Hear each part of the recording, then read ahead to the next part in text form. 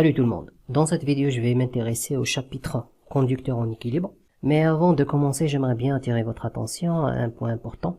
Dans cette vidéo, je donne un résumé de cours et ça ne remplace en aucun cas le cours que vous prenez en amphi à l'université. Car je ne vais pas donner tous les détails des calculs, mais juste les notions importantes à retenir.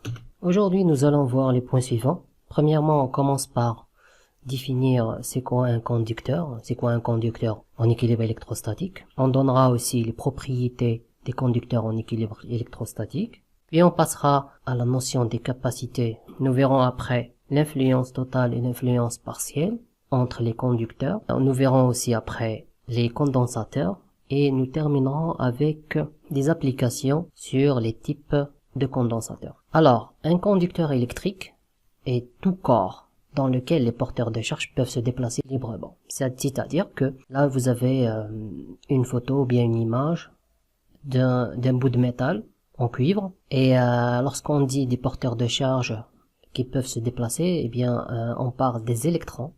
Donc, on parle des électrons libres qui peuvent se déplacer au sein de ce conducteur. Donc, lorsque les porteurs de charge peuvent se déplacer, on dit que c'est un conducteur électrique. Maintenant, un conducteur est dit en équilibre électrostatique si les charges qu'il renferme sont en état de repos, c'est-à-dire les électrons ou bien les porteurs de charge sont en état de repos. Donc on dit c'est un conducteur en équilibre. Maintenant les conducteurs ou bien les conducteurs électriques possèdent des propriétés. Donc la première propriété est que le champ électrique dans le conducteur en équilibre est nul. En effet, les charges à l'intérieur du conducteur en équilibre sont au repos. Elles ne sont donc soumises à aucune force. Cela veut dire que le champ électrostatique dans le conducteur en équilibre est nul. On peut écrire tout simplement que F, bien la force, on écrit la force F est égale à Q fois E. Puisque les charges ne sont pas soumises à aucune force, c'est-à-dire que la force F est égale à 0, donc E est nul. C'est pour ça on dit le champ électrique dans le conducteur en équilibre est nul, parce que les charges sont au repos. Très bien. La deuxième propriété est le vecteur du champ électrostatique est perpendiculaire à la surface du conducteur en équilibre. Ceci s'explique par le fait que les lignes de champ sont d'une part tangentes au vecteur champ, c'est-à-dire champ électrique, et d'autre part perpendiculaires au plan. Quand vous voyez ici une figure qui montre que nous avons un conducteur en équilibre électrostatique, vous voyez que le potentiel est égal à une constante, égal à V0. Donc, le E, ou bien le champ électrique, qu'on écrit E est égal à moins gradient de V, moins gradient de V, du moment que le gradient est nul, parce que V est une constante. Donc E est égal à 0. Donc cela veut dire que le conducteur est en équilibre. Les lignes de champ électrique à l'extérieur. Par exemple, vous avez un champ électrique appliqué à l'extérieur. Donc les lignes de champ à l'extérieur sont perpendiculaires à la surface du conducteur. La troisième propriété stipule que le conducteur en équilibre constitue un volume équipotentiel. Ça veut dire que lorsque j'écris dV est égal à moins E fois dL et que le champ électrique E est égal à 0, comme nous avons dit, lorsque le conducteur est en équilibre, le champ électrique est égal à 0, cela veut dire que dV aussi est égal à 0. Cela implique que le potentiel est constant en tout point à l'intérieur du conducteur en équilibre. En conséquence, la surface externe du conducteur est une surface équipotentielle, c'est-à-dire que V1 est égal à V2 ou bien V1 point prime est égal à Vm en tout point M. La surface externe du conducteur est une surface équipotentielle, ce qui prouve que le champ est perpendiculaire à la surface du conducteur. La quatrième propriété nous dit que la charge dans le conducteur en équilibre est nulle. Elle se concentre sur la surface du conducteur. Eh bien, pour cela, je vais schématiser un conducteur. Donc, la propriété nous dit, si je prends un électron de surface, par exemple celui-là, et un autre à l'intérieur du conducteur. Cela veut dire que l'électron à l'intérieur du conducteur ne bouge pas, mais la charge qui circule, bien les charges qui sont libres, sont concentrées sur la surface du conducteur et non pas à l'intérieur du conducteur. Pour expliquer ce fait, je vais vous faire une analogie avec deux personnes ou bien deux nageurs. L'un nage à la surface et l'autre c'est un nageur de profondeur. Donc le premier est un nageur de surface. Il minimise le contact de son corps avec l'eau. Donc il est soumis à moins de frottement avec l'eau. Le deuxième, il est entouré de fluide, c'est-à-dire entouré d'eau. Ça veut dire que le premier peut nager librement d'une façon ou bien avec une vitesse plus importante que le deuxième. En utilisant cette analogie, donc on peut dire que la charge à l'intérieur du conducteur est nulle, mais elle se concentre sur la surface du conducteur. Maintenant, la dernière propriété nous dit que au voisinage d'un conducteur en équilibre, le champ est perpendiculaire à la surface du conducteur et son intensité vaut E est égale à sigma sur epsilon 0. Sigma 0, c'est la densité surfacique et epsilon 0, c'est la permittivité du vide. Donc, pour expliquer ça, je vais schématiser un conducteur en équilibre, charge totale égale à 0. Maintenant, on applique un champ électrique extérieur où les lignes de champ sont dirigées de cette façon-là. Nous avons dit que maintenant, s'il y a une réponse de ce conducteur à ce champ électrique extérieur, cette réponse sera sur la surface. Donc, le champ électrique extérieur, il va du potentiel plus élevé au potentiel moins élevé. Nous aurons une migration des charges négatives vers cette façade et les charges positives vers l'autre façade. Donc cela est montré par cette figure. On dit que ce conducteur est un conducteur hors équilibre. Ça veut dire quoi il n'est pas à l'équilibre? C'est-à-dire que à l'intérieur du conducteur, on peut calculer un champ électrique qui est différent de 0. Maintenant, pour avoir un champ électrique à l'intérieur qui est égal à 0, c'est-à-dire pour établir l'équilibre, la migration ou bien le mouvement des électrons vers cette façade, la façade N par exemple, et l'autre la façade M. Donc la migration des électrons vers la façade N et les charges positives, ou bien c'est pas des charges positives, c'est-à-dire que les électrons quittent des positions, c'est-à-dire laissent des positions positives. Donc entre les deux, on aura une charge négative, une charge positive. Ça crée un champ électrique qui va du potentiel plus élevé vers le potentiel moins élevé. On crée un champ électrique à l'intérieur du conducteur qui est opposé à celui appliqué à l'extérieur. Donc à l'extérieur, nous avons E extérieur et à l'intérieur, nous avons un champ électrique intérieur. Plus la migration augmente, c'est-à-dire plus le mouvement des électrons ou bien l'accumulation sur la surface N augmente, plus le champ intérieur augmente. Jusqu'à ce que les deux champs, champ extérieur et champ intérieur, deviennent égaux, c'est-à-dire que E extérieur est égal à moins E intérieur. C'est-à-dire en module c'est les mêmes, en sens ce sont de sens opposés. Et là, on dit que le champ électrique total est égal à E extérieur plus E intérieur est égal à 0. Et là, on rétablit l'équilibre du conducteur. Les trois phases qu'on vient d'expliquer sont schématisées par cette figure. Donc, à t est égal à 0, nous avons un conducteur en équilibre. La phase intermédiaire explique la naissance du champ électrique intérieur.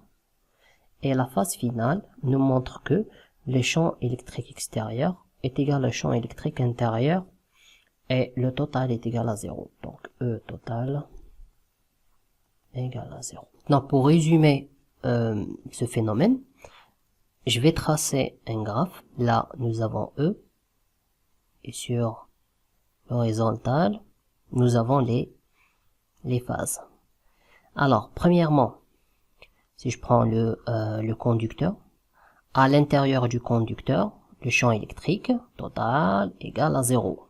Cette région, c'est intérieur du conducteur. Donc le champ électrique égale à 0. Après, à l'extérieur, on trouve le champ électrique extérieur qui est égal à sigma sur epsilon 0.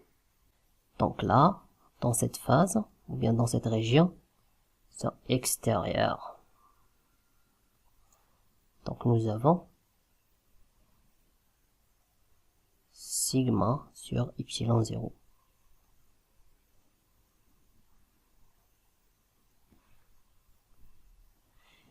Et à l'intérieur, ou bien la couche maintenant, donc la surface, on parle de surface, sur la couche superficielle, donc ça c'est la surface, nous aurons quelque chose comme ça. D'accord?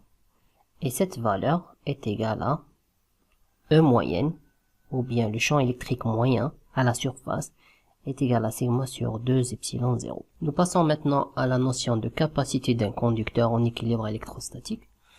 Donc la capacité, on la note par C, donc la capacité CC. C est égal à Q sur V. Donc Q en général, on écrit Q, ou bien la charge totale est égale à la capacité d'un conducteur fois le potentiel porté par le conducteur. Par exemple, capacité d'une sphère placée dans le vide, on sait que V est égal à KQ sur R.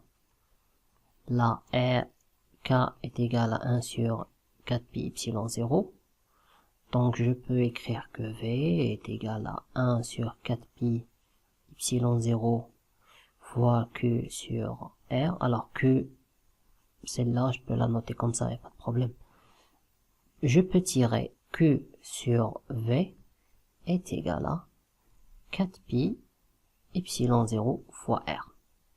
Hein, d'accord? C'est-à-dire ça, ce n'est que 1 sur C. Maintenant, nous passons à l'explication du phénomène d'influence. Pour cela, je vais commencer tout d'abord le phénomène d'influence partielle. Donc, je vais prendre un conducteur chargé positivement, donc un conducteur porteur de charge Q1 supérieur à 0, et un autre conducteur en réalité qui est une charge nulle, c'est-à-dire il est en équilibre électrostatique. Donc nous avons un conducteur positif et un conducteur de Q est égal à 0. Donc là Q1 supérieur à 0 et là Q2 est égal à 0. Du moment que le premier est chargé positivement, donc les lignes de champ sont sortantes. C'est tout à fait normal, les lignes de champ électrique. Les lignes de champ électrique vont influencer sur le conducteur ayant une charge égale à 0. Et là, nous avons expliqué déjà le phénomène comme le montre la figure. Donc nous avons une charge positive. Le champ à l'intérieur est égal à 0. C'est tout à fait logique. Nous avons dit que le champ électrique à l'intérieur de n'importe quel conducteur égal à 0. Le champ électrique maintenant aussi sur le conducteur électrostatique égal à 0 aussi. Les lignes de champ sont perpendiculaires à n'importe quelle surface d'un conducteur électrostatique. Il y a toujours un angle droit entre les lignes de champ et la surface du conducteur électrostatique, en équilibre électrostatique. Maintenant, cette influence est appelée influence partielle. Maintenant, la question qui se pose, c'est une question légitime. Quelle est la valeur de charge concentrée sur cette petite surface? C'est-à-dire, quel est le nombre des électrons qui sont cumulés sur cette surface? Bien, pour connaître cette valeur, je vais tracer un tube. Donc un tube, c'est-à-dire un cylindre qui relie les deux conducteurs. Alors, je vais dire que le nombre des électrons ici, c'est-à-dire des porteurs de charge négative, est égal ici au nombre des porteurs de charge positive. C'est-à-dire, si j'en ai ici 4 électrons négatifs, sur la surface du conducteur qui porte une charge positive, j'aurai aussi ici 4 porteurs de charge positive. Donc, la charge totale de ce tube, donc Q total, est égale à 0, car 4 électrons négatifs plus 4 porteurs de charge positive, donc ça donne 0. Eh bien, ce tube, on l'appelle tube de champ. C'est-à-dire que Q1 ici, et ici la totale est égale à Q2. Alors, Q1 est égal à moins Q2, et Q2 est égal à moins Q1. Et ce qui relie les deux surfaces, ce sont les lignes de champ. Ce sont les lignes de champ électriques. Maintenant pour l'influence totale. Nous considérons la configuration de la figure suivante. Donc cette figure. Nous avons un conducteur. Donc ce conducteur-là. Ça c'est numéro 1. Et celui-là c'est le numéro... celui-là on va l'appeler numéro 2 et l'autre numéro 1.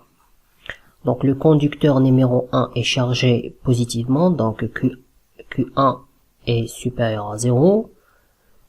Le numéro 2 il est chargé Q'. Alors Q', ça veut dire quoi? Ça veut dire que au départ on avait un conducteur, ce conducteur qui est creux, il est creux. Donc au départ il était en équilibre électrostatique, c'est-à-dire Q' est égal à 0. Après, on introduit un conducteur chargé positivement. On aura une influence, ou bien une interactivité entre les deux conducteurs, puisque celui-là est chargé positivement. Donc, il va attirer des charges négatives ici, sur la face interne, c'est-à-dire la surface interne. Donc la surface interne sera chargée négativement et la surface externe, elle est chargée automatiquement d'une façon positive. Donc on dit Q' maintenant est égal à quoi? Ou bien Q', c'est ça, est égal à Q, la charge négative à l'intérieur, plus la charge positive à l'extérieur. Donc c'est charge intérieure plus charge extérieure. Et on appelle ça une influence totale, car toutes les lignes de champ sortantes de la surface du conducteur à l'intérieur vont directement interagir avec le conducteur en équilibre électrostatique. Maintenant, nous passons à la notion des condensateurs. Donc, un condensateur est un ensemble de deux conducteurs A1 et A2 en influence électrostatique. Et je vais prendre un conducteur blanc, une plaque chargée positivement, et une autre plaque sans charge, c'est-à-dire Q est égal à 0. Et celle-là, Q supérieur à 0. Les deux, alors la plaque 1 et la plaque 2 sont séparées par un isolant, par exemple l'air, constituent un condensateur. Donc, les armatures sont séparées par un isolant qui a pour rôle d'augmenter la capacité du conducteur. Le condensateur est désigné par ce nom parce qu'il fait apparaître le phénomène de condensation des charges électriques dans une région restreinte de l'espace. Alors, ça veut dire quoi le phénomène de condensation? Alors, je vais prendre un conducteur chargé positivement. Alors, il y en a des charges positives. Il est relié à une borne positive d'un générateur. Donc celui-là, on peut dire que sa charge Q totale est égale à, par exemple, X. Maintenant, qu'est-ce qu'on va faire? On va ramener un autre conducteur, mais il est relié directement à la Terre. C'est-à-dire, le potentiel porté par ce conducteur est égal à 0. Maintenant, on ramène ce conducteur qui était en équilibre électrostatique de l'infini vers le conducteur chargé positivement. Eh bien, ce que nous allons remarquer, c'est que le nombre de charges là positifs va augmenter. Ça veut dire quoi? Ça veut dire que en présence d'un conducteur externe, c'est-à-dire un autre conducteur, on peut remarquer une accumulation importante de charges positives. Cela veut dire qu'il y a une condensation, une augmentation de charges positives sur la borne ou bien sur le conducteur qui était au départ chargé positivement.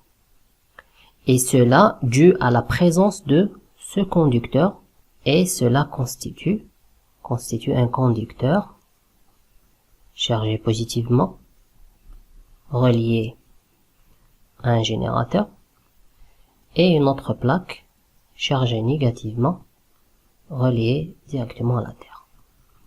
Et comme ça, les deux constituent un ensemble, ou bien l'ensemble des deux conducteurs constitue un condensateur. Ce condensateur est caractérisé par une capacité C. Donc, on appelle une capacité d'un condensateur qu'il faut la calculer à travers la relation U est égal à Q sur C. Nous avons vu cette relation déjà. Donc, on écrit V est égal à Q sur C et C est égal à Q sur V. Donc, U, c'est la différence de potentiel entre les deux armatures. Celle-là, elle est portée à V2 par exemple, et celle-là à V1. Donc, U est égal à V1 moins V2, et est égal à l'intégrale entre la première armature et la deuxième, de E fois dl, est égal à Q sur C. Maintenant, nous passons au groupement de condensateurs. On peut relier un condensateur à un autre, soit en série, soit en parallèle. Donc nous avons un groupement en parallèle, c'est-à-dire un ensemble de condensateurs reliés d'une façon linéaire ou bien en série. Pour calculer la capacité équivalente, nous avons la relation 1 sur C équivalent est égal à l'ensemble des condensateurs, c'est-à-dire C1, C2, C3.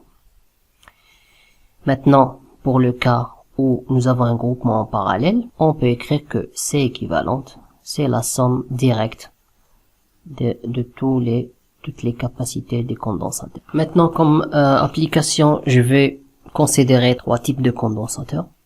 Le premier est un condensateur plan. Donc, considérons un condensateur plan de surface S.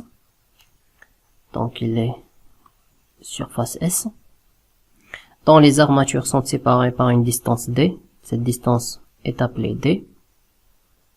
Et chargée avec une densité de charge superficielle sigma. On veut calculer maintenant la capacité C. Donc, on cherche la capacité C de ce condensateur-là. Alors, dans ce cas, on utilise les coordonnées cartésiennes. Le champ électrostatique entre les armatures et la composition des champs résultant des deux plans infinis. Donc, celui-là, ce conducteur est chargé par sigma. Donc, sigma, c'est la charge superficielle positive. Celle-là, ce conducteur ou bien cette armature est chargée négativement. Donc, le premier aura comme champ électrique bien un champ électrique sortant. Donc, voilà, champ électrique sortant de sigma, et l'autre aura comme champ électrique rentrant. Donc voilà, un champ électrique rentrant de moins sigma. Donc à l'intérieur, on aura une superposition des deux. Le premier, il est dirigé comme ça. Donc ça, c'est sigma positif, et l'autre, c'est celui du sigma négatif, de moins sigma. Donc E total, c'est E de sigma plus E de moins sigma. Et si on calcule ça, le premier, alors il est dirigé selon Z, alors le vecteur unitaire K, le premier, il est dirigé, on peut dire que c'est sigma sur 2 epsilon 0, sigma 2 epsilon 0 selon K. Et le deuxième, chargé négativement, c'est moins sigma sur 2 epsilon 0, sauf que celui-là, il est dirigé au sens opposé de K, donc on écrit moins K, et cela nous donne à la fin sigma sur epsilon 0, K. Donc ça, c'est le champ électrique à l'intérieur, ici à l'intérieur, dans cette région. On écrit aussi que la capacité C est égale à Q sur U. Q, c'est quoi? C'est sigma fois S. La charge, c'est la charge superficielle fois la surface. Et U, ou bien la différence de potentiel, c'est sigma sur epsilon 0 multiplié par D. D'où vient cette relation-là? Eh bien, il faut écrire que U est égal à V1 moins V2 est égal à l'intégrale de Z1 moins Z2. Alors ici, c'est Z1, ici c'est Z2. De quoi? De E fois dz. Alors, une variation selon Z, la variation selon X et Y est nulle. Donc, on prend pas en considération. Donc, à la fin, on aura quoi?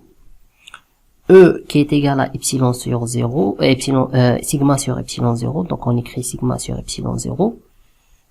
Z2 moins Z1 et qui est égal à U et est égal à epsilon sur epsilon, sigma sur epsilon 0 fois, alors Z2 moins Z1, ce n'est que D, la distance D.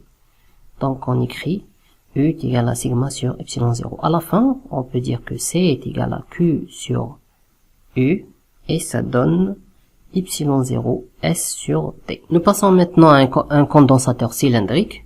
Donc le condensateur cylindrique est constitué de deux cylindres conducteurs coaxiaux séparés par un isolant. Donc le premier conducteur, le deuxième conducteur, séparés, les deux sont séparés par un isolant. Donc pour ce cas, on adopte les coordonnées cylindriques, c'est plus facile, et on suit le même raisonnement que précédemment. D'après le théorème de Gauss, E, alors le champ électrique E à l'intérieur, c'est-à-dire le champ entre les deux armatures, donc E dépend de ρ, c'est-à-dire la distance entre les deux. Le ρ, c'est une variable entre les deux armatures qui va de R, alors R, R1 et R2. Donc ρ est compris entre R1 et R2. R1, c'est le rayon du premier conducteur. R2, c'est le rayon du deuxième conducteur.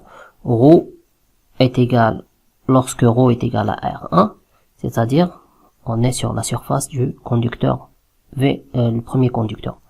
Lorsque ρ est égal à R2, on est sur la surface du deuxième conducteur, surface interne. Et cela veut dire que ρ varie entre R1 et R2. Donc le champ électrique dépend seulement de ρ, est égal à quoi?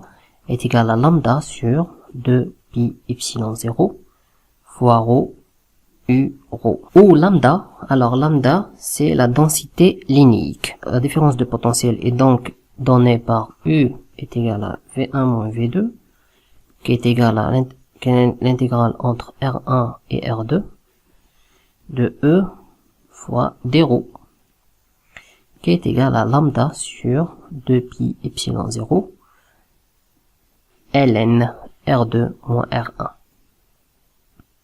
Sachant que Q est égal à lambda fois R, H étant la hauteur des cylindres, la capacité du conducteur cylindrique étudié est donné comme C est égal à Q sur U est égal à lambda fois H divisé par U. On écrit à la fin C est égal à 2 pi epsilon 0 fois H divisé par ln R2 sur R1. Nous terminons maintenant avec le condensateur sphérique. Le condensateur sphérique est constitué de deux sphères concentriques et conductrices séparées par un isolant. La première de rayon R1, la deuxième de rayon R2. Alors pour calculer la capacité, on fait appel aux coordonnées sphériques qui conviennent le mieux à ce cas. On part de la relation connue du vecteur champ électrique produit par une sphère. Donc on écrit E qui dépend de R, qui est égal à K, Q sur R au carré, UR. On calcule la circulation du champ pour obtenir la différence de potentiel entre les deux armatures. On écrit U est égal à V1 moins V2 et est égal à l'intégrale entre R1 et R2 de E fois dr et qui est égal à K, Q, 1 sur R1 moins 1 sur R2. À la fin, on arrive à l'expression de la capacité du condensateur sphérique. C est égal à Q sur U, qui est égal à 4 pi epsilon 0, R1, R2 sur R2 moins R1.